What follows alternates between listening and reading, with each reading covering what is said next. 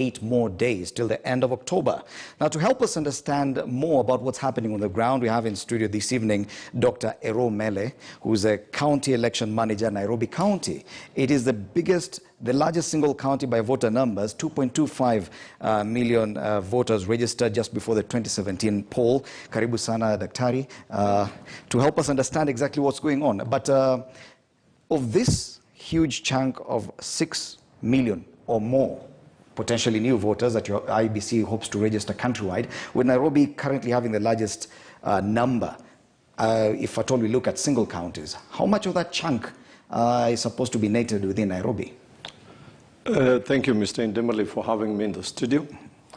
As you've correctly observed, Nairobi is expected to net a chunk of the targets in our enhanced continuous voter registration. And we are looking forward to bring on board in our role of register around 517,000. 517,000, that's a huge number. This is the second day of the voter registration exercise. How much of these 500,000 have you achieved so far? We've not achieved much, and this is because of the culture of our Kenyans coming at the very last of every exercise. And so until the end of business today, we've done a very marginal number, and that could translate to around 5.5%. 5.5%, that could be around 20,000? 17,800. 17,800 in 2 days' time. Do you think that this 500,000 number is a bit, well, you overstepped, that probably you'll not get to that number, that it's over-ambitious probably? Well, not quite. I'll not agree that it is quite ambitious because of what I said, the culture of Kenyans. We still anticipate that the turnout will increase as we go into the enhanced continuous voter registration, and that our efforts, like what we're doing now in the studio, to mobilize Kenyans to come in their numbers to register, may see them come. Okay. We still believe turnout will increase as we move into the exercise. Okay, and from that story by Dan Karaoke, we have the chairman of the IEBC complaining about the funding for this process and other processes leading up to the elections next year. One of those issues that have been greatly affected, and probably that's why the numbers are low, is the matter of civic and voter education, that probably before this exercise started, we did not see or hear much about it up until probably last week, that yes, only a few people knew that there was going to be voter registration in October. How come there was not much noise? And has that really affected the outcome? In a way, it might seem like there hasn't been much noise in terms of sensitizing Kenyans in their need to register as voters. But the Constitution mandates IEBC to continuously conduct voter education, which we've ably done in our constituency offices. Of course, it has been confined within the constituency offices. We've had outreaches in every constituency. Nairobi County, where I manage, has outreaches quarterly, and in every constituency monthly. That may not have made that adequate voice that would reach to the masses. Yes. Because of probably you not coming on board, because it also took you, the media houses, until the 4th to come on board, invite us here to try to drum up, most Kenyans to come and register. So it is, yes, to some degree, and to our mandate, we've ably done it. So you do agree that the IEBC could have done more probably to actually talk more about the impending voter registration exercise? Probably the turnout would have been better, because this is an issue that has been raised by your chairman. Do you feel that more could have been done, and that would have enabled or made your work easier here in Nairobi to actually get a lot of the youth, mostly of whom are in Nairobi attending college, universities, maybe even from a country, but they're here currently, and so it would be under your jurisdiction to ensure that they get registered as voters? Indeed, it is our mandate. Yes. I don't agree with what you're saying the chairman said. The chairman at the policy level said that, I am the hands of the commission on the ground, for example, here in Nairobi. I can tell you categorically, we've had outreaches to most informal settlements in Nairobi. We've reached out in social media to the youths that leave colleges and universities to come and register as voters. All I know is that we've done the bit we can do within the ability in this point in time to reach out to them, and we know it has worked. Well, could it have been different, or would the turnout have been different if at all more resources were availed? That's a question. The fact that it didn't happen, I'm contented with what we've done as a commission, especially here in Nairobi, and that our target will be realized going forward. Okay. Now, there are other issues that arise if at all this number actually gets to list as voters, because this will change a lot of the workings towards the election. For example, in as far as the number of polling stations are concerned. With issues such as funding coming up right now, because we are made to understand that out of the 40 billion budget that the IEBC put out, only about the Treasury will provide only about 26 billion.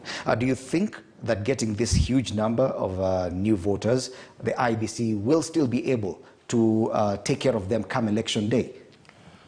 IEBC has conducted elections ever since it was constituted by the new constitution, and that I don't see any reason whatsoever why we will not conduct, the numbers notwithstanding. Despite the budgetary constraints? Well, it is my bosses, my employer, who negotiates for the budget. I have no information where that is concerned. All I know is that come the date of the general election, I, as the foot soldier here in Nairobi, will conduct the election. Okay, let's take a look at probably now the cost burden of conducting the mass registration. And as far as Nairobi is concerned, for example, how many temporary workers have you had to bring on board to conduct this 30-day exercise? There has been a limit, I can attest to that, and that, of course, we've not gone to every registration center as the Commission would wish. And this brings on board the issue of the financial constraints. So that notwithstanding... So it is a constraint. Well, it is a constraint because we've not moved our kids to every registration center. However, to take care of that constraint, we've configured the 3 kits within the geographical location of every county assembly wards, such that the movement of the kit covers the entire registration centers that did not get the allocation of a kit. Okay. So in the end of the day, it is well taken care of. The fact that we did not roll out all the kits to the registration centers. Okay, there are reports and pronouncements that there could be a possible second phase of registration probably next year ahead of the election. Do you hope that probably between this exercise that ends at the end of this month and that one that probably more resources will be availed and work will be much easier? Mr. Ndimuli, predicting about the resources may not be my job. All I know is that in the next 28 days, Kenyans, and especially those that are residents in Nairobi, should come and register. At least for that, I can assure them we will register them. Whether there will be funds for another addition, it's not for my making. Okay. I am here to tell them, please turn out in every registration center and be registered. And as you indicated, let's now play some civic education role or voter education role. There are quite a number of questions that are being asked. For example, someone asks here, must I go to my polling station to register? Is it a requirement that you have to go to the polling station where you cast your vote or where you probably hope to cast your vote to register? In the ideal situation where we've rolled out the machines to every registration center, that would be it. But now, like I've explained earlier, we've configured these kits to cover all the registration centers within a county assembly ward, the 3 of them. He doesn't have to go there. All he needs to do is to know where he'll vote. Ideally, after this registration exercise, we will post all the data of the registration exercise to every station for voters to come and view, raise claims where necessary, and even get to know where they'll be casting their vote come the general election. So it's not a must that he goes to where he'll register, because we can capture his details, and then with this application form, which is Form A, enters where he prefers to cast his vote from. Then we shall, actually, the Commission shall capture his details there. Okay. Another question is for existing voters who are already registered. Someone is asking whether or not you can be allowed to go to the registration center and change your polling station. At the moment, no. There is a law that have been applicable in this point in time, which wasn't earlier on applicable. That is the regulation 13C that requires that every voter who intends to transfer his voting to a different constituency must show proof of residence to that constituency of preference. So the Commission has given a directive that we restrict transfers to constituency offices. A process which is still ongoing? No. It is ongoing at the moment. The clerks who are with the kids, the 3 kids in every county assembly wards, are not doing it, are not performing the transfers.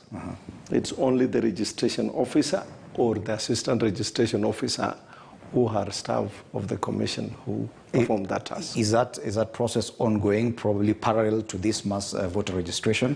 That even it is ongoing, so people can still go. Absolutely, people can still go and do that. And what about people who are asking whether or not they are registered voters, but should they register afresh? Because some people do not understand what exactly is this enhanced mass registration going on. Does it mean that everyone should register afresh?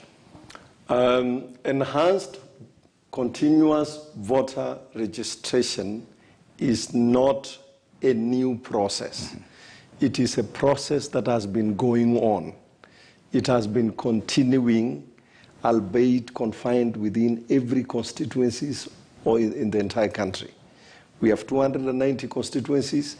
Every constituency office would register, has been registering.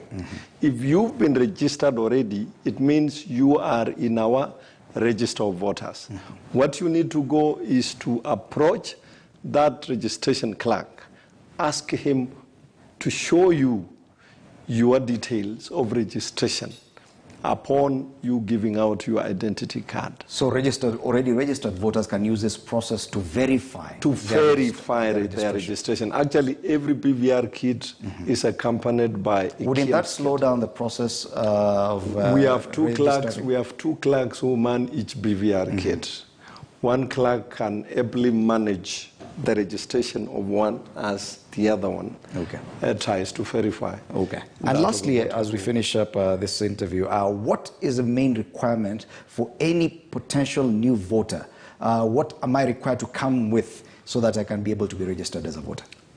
Any adult citizen of this Republic of Kenya is required to carry with him a national identity card. Not Huduma number card. Not Huduma number. The other document of identification would be a valid passport.